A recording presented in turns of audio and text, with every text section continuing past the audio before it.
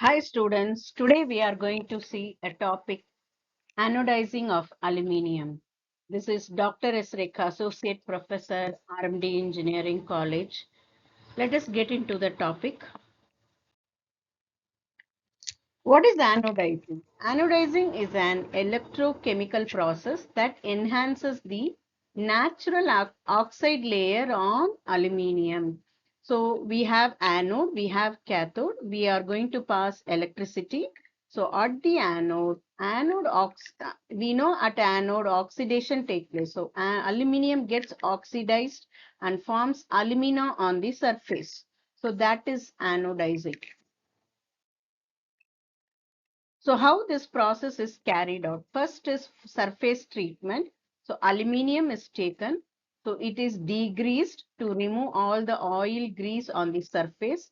Then it is etched in the NaOH solution so that the process is taking place very smoothly. That is, the surface which is formed should adhere to the surface, right? The alumina which is formed should adhere to the surface. For that, first stage is we do sodium hydroxide etching, and anything which is dirt, anything is there that is getting removed. And now after washing it thoroughly in distilled water, some amount of base will be there on the surface. To neutralize that, we take a dilute HNO3 and dip it inside so that whatever the remaining NaOH is there, that is also removed off. Anodizing process parameters, and let us see the specifications and parameters. So first thing, main thing is what is the bath made up of? So it is nothing but just a sulfuric acid which we take it as 15% and remaining we add the water.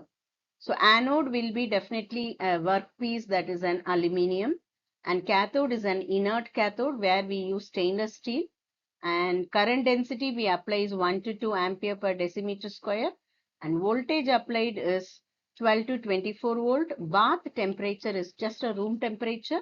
Efficiency we get 60%. Energy is lost as heat because as we start doing this anodizing process, alumina is formed on the surface, and this alumina is non-conductor or a bad conductor. So as the process continues, the efficiency starts declining and the energy is lost as heat.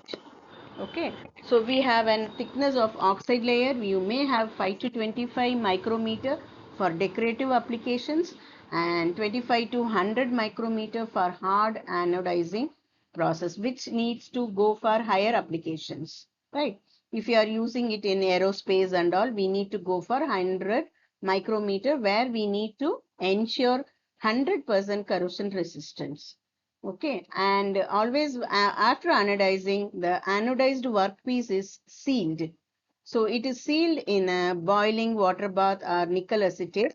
So take just a water bath, and this piece is dropped into it for 5 minutes and then it is removed. What happens? The pores which is available that get sealed, or it can be dipped in nickel acetate solution.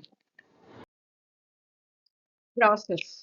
So after the complete cleaning process, that is, once the process is cleaned, cleaning, etching, demust, and then it is taken to the anodizing unit. That is, it is put into sulfuric acid, where it is treated as anode and stainless steel as cathode.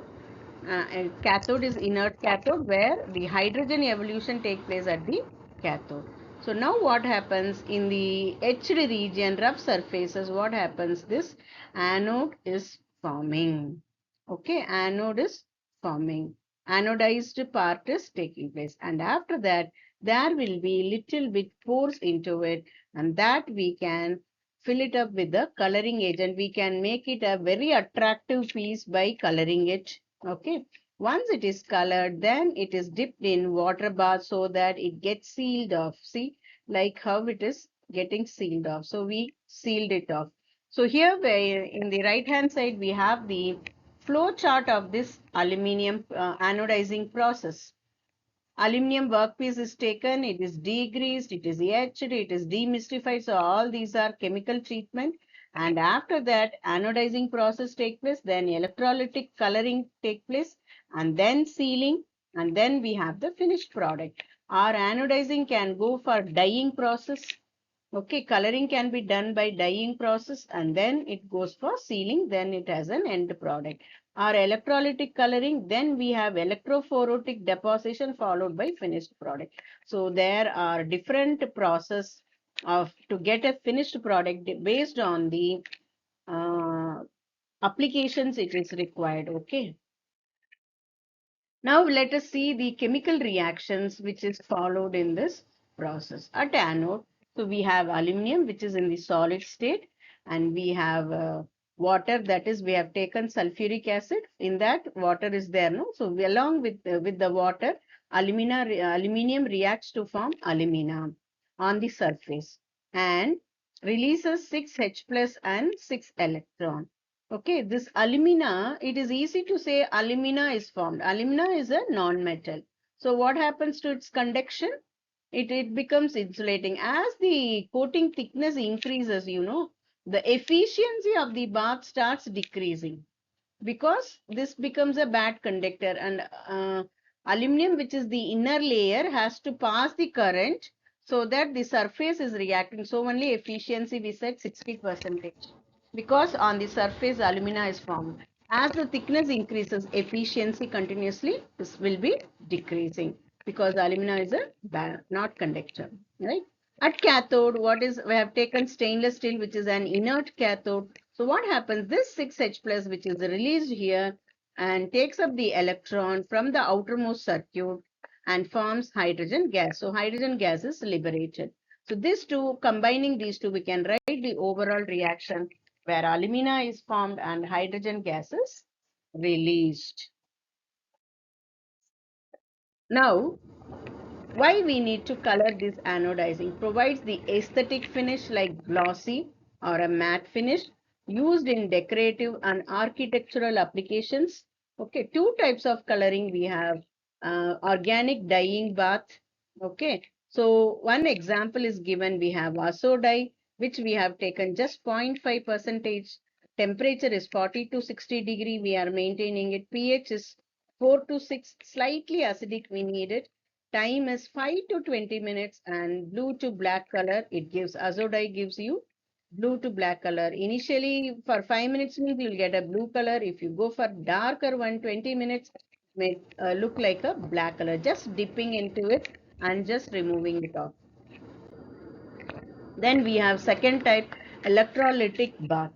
The anodized aluminum is immersed in an electrolytic bath. They are UV stable and highly wear and corrosion resistant. The coloring done with electrolytic bath stands for any wide application, hard applications, right?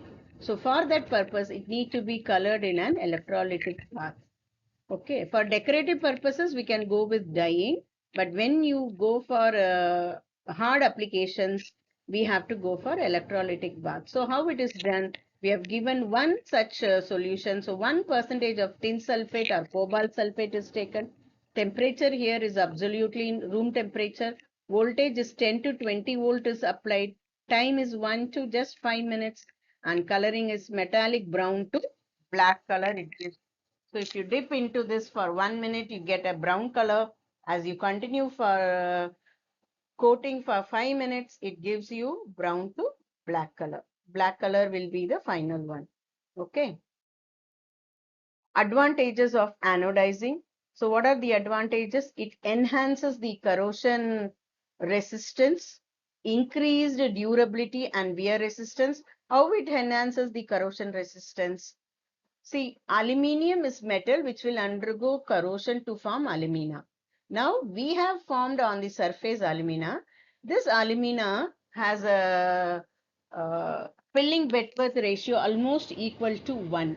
If filling Betworth ratio is almost equal to 1, it means underlying metal cannot be corroded. That is, the corrosion will become almost negligible. Okay, and we are sealing that pores also with the coloring part. So what happens once the surface is treated with anodizing? So alumina is formed. So underlying aluminium is safeguarded, right?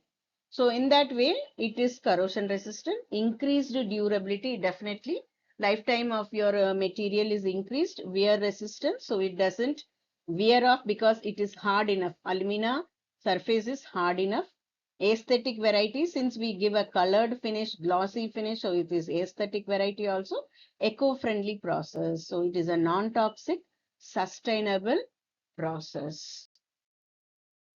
Applications widely used in aerospace, consumer electronics, and architectural industries.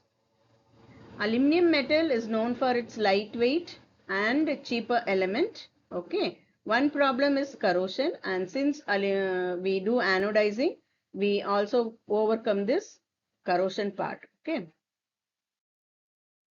So thank you, students. I hope you understood this anodizing in a crystal clear manner. Thank you.